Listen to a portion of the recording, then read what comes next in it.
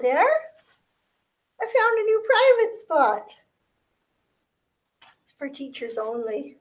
It is time for chapter 11. Edward ended up at the dump. He lay on top of orange peels, coffee grounds, rancid bacon, and rubber tires.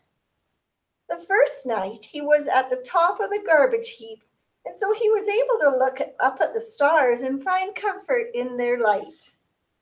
In the morning, a short man came climbing through the trash and rubble. He stopped when he was standing on top of the highest pile. He put his hands under his armpits and flapped his elbows. The man crowed loudly. He shouted, "Who am I? I'm Ernest, Ernest who is the king of the world. How can I be the king of the world? Because I am the king of garbages. And garbages is what the world is made of. Ha, ha, ha. Therefore I am Ernest, Ernest who is king of the world." He crowed again.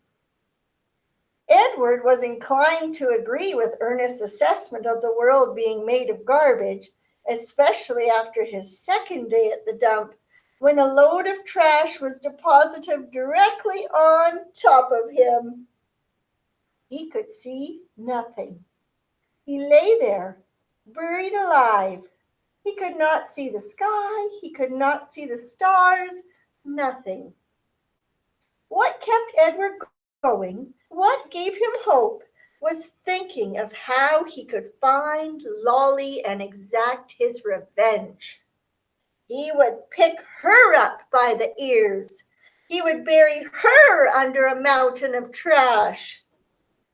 But after almost 40 days and nights had passed, the weight and the smell of the garbage above him and below him clouded Edward's thoughts, and soon he gave up thinking about revenge and gave in to despair.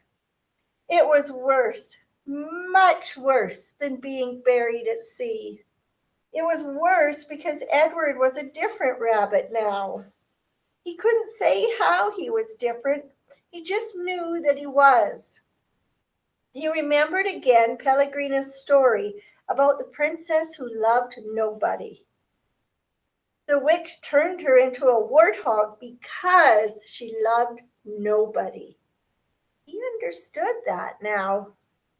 He heard Pellegrina say, "You disappoint me." Why, he had asked her, why do I disappoint you? But he knew the answer to that question too. It was because he had not loved Aveline enough. And now she was gone from him. And he would never be able to make it right. And Nellie and Lawrence were gone too. He missed them terribly. He wanted to be with them. The rabbit wondered if that was love. Day after day passed, and Edward was aware of time passing only because every morning he could hear Ernest performing his dawn ritual, cackling and crowing about being king of the world. On his 180th day at the dump, salvation arrived for Edward in a most unusual form.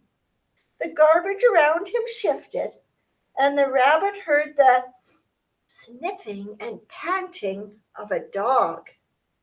Then came the frenzied sound of digging.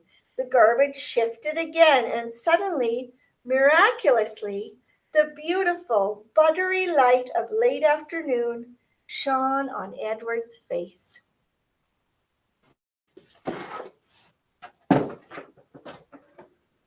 Bye-bye.